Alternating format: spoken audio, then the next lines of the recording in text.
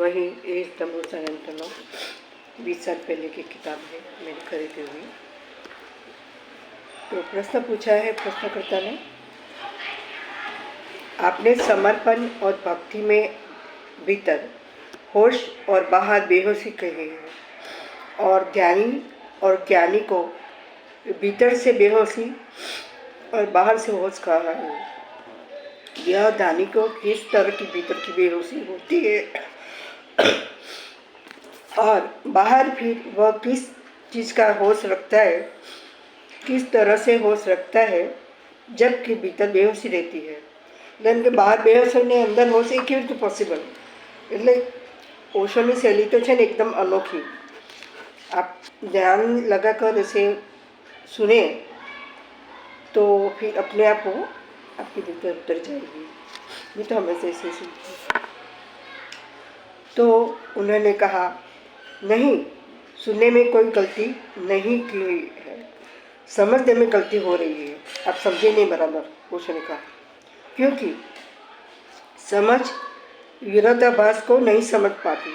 सुन तो लोगे, कितनी ही विरोधाभास बात कहूँ, सुन तो लोगे।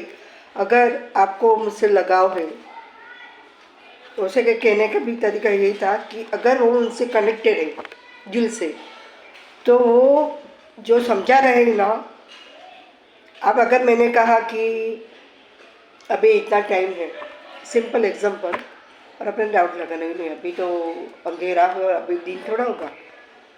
કહેવાનો મતલબ કે તમે સજાતી નહીં સાંભળતા હોય કે પહેલેથી તમે વિચારોથી તમારું મગજ એટલું બધું ભરેલું હોય એમ કે એ સામેવાળો વ્યક્તિ શું તમને કહેવા માગે છે ને તેની સાથે સાંભળવા સાથે તમે અંદર વિચાર બી કરો છો કે આ વસ્તુ બરાબર છે કે ખોટી છે, કે આ હો આ તો મેં આવી સાંભળેલી હતી, એવું સિમિલર છે, એટલે એ બધું તમારું થિંકિંગ ચાલુ હોય મગજમાં, तो you can listen me properly.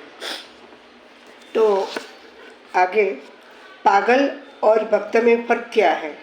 यही, पागल भी कभी नाचता है, मुस्कुराता है, गीत गाता है जैसे मेरा, लेकिन तुम पहचानो लोगे उसकी आँखों में। जरा झाँक कर देखना, उसमें एक बेहोशी होगी। चंद्रावस्था को लगना में एक बीजू दो रहने साथे हो कनेक्टेड, मतलब में तो उसमें बेहोशी तो है, लेकिन भीतर होश का दिया भी। भक्त बेहोश भी है और होश का दिया भी संभालती है, नाश्ता भी है, लेकिन दिए की लो नहीं कमती। भीतर की लो चमकती नहीं है, बाहर नाच है लेकिन अंदर एक अकम ज्योति जल रही है। तो बाहर नाच चलता है, भीतर सब ठहर जाता है, ठहरा हुआ है, अकम। तभी तो पागल और परमात्मा के दीवाने का फर्क है। तो तुम्हें कभी कभी परमात्मा का दीवाना भी पागल लगेगा, क्योंकि पागल और परमात्मा के दीवाने में बाहर से एक सी जैसी घटना घटती है, और कभी कभी पागल भी तुम्हें परमात्मा का दीवाना लगेगा। એટલે બધું આમ રિપીટ બધું આમ આમાં શું છે કે ઓશોએ કહ્યું, પણ લખાવારે એની રીતે પણ પાછું થોડું લખવું હશે। પછી આગળ લખે છે, मीरा और पागल में जैसे फर्क है, बुद्ध और पाखंडी में कैसे फर्क है। पाखंडी को देखकर अगर ऊपर से आ गए तो धोखा हो जाएगा। એને ખાલી તમે કપડાં એવા પહેર્યા હોય પણ અંદર જ્ઞાન ના હોય તો એ તો પછી જેને પેલું કે ને સમજવાની જેનામાં સેન્સ હોય એ જોતા નથી સમજી જાય કે આ પાખંડી છે કે સાચું છે। પછી બગલાની ઉદાહરણ આપે છે કે જેમ કે બગલો એકદમ ધ્યાનસ્થ હોય, એનું નજર હોય માછલી પર, તો એનું ધ્યાનસ્થ ના કહેવાય। દેખાય છે કે ભગવાનનું ધ્યાન કર્યું કહ્યું, પણ હકીકતમાં એને માછલી ખાવી છે। तो एक टांग पर खड़ा रहता है, कौन योगी इतनी देर इस तरह खड़ा रहता है, लेकिन नज़र मछली पर टिकी रहती है ना, आई हुई ना। तो ऐसे लोग मिल जाएंगे, काफ़ी है उनकी संख्या लोग, क्योंकि सरल है बगला बन जाना, बहुत आसान है, लेकिन उनकी नज़र मछली पर लगी रहेगी। योगी बैठा तो भला आँख बंद किए है, हो सकता है नज़र तुम्हारी जेब पर लगी हो।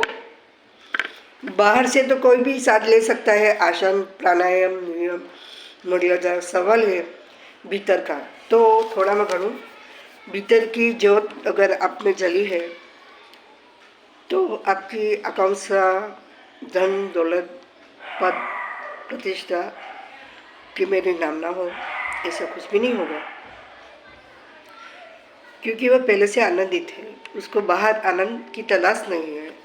लेकिन कहते हैं ना कि उनके भीतर को थोड़ा, जैसे हमने कहा कि हमने जन्म लिया है पृथ्वी पर, तो हमारा कुछ ना कुछ ऋण है कि हमारा शरीर पंच महाभूत से बना है।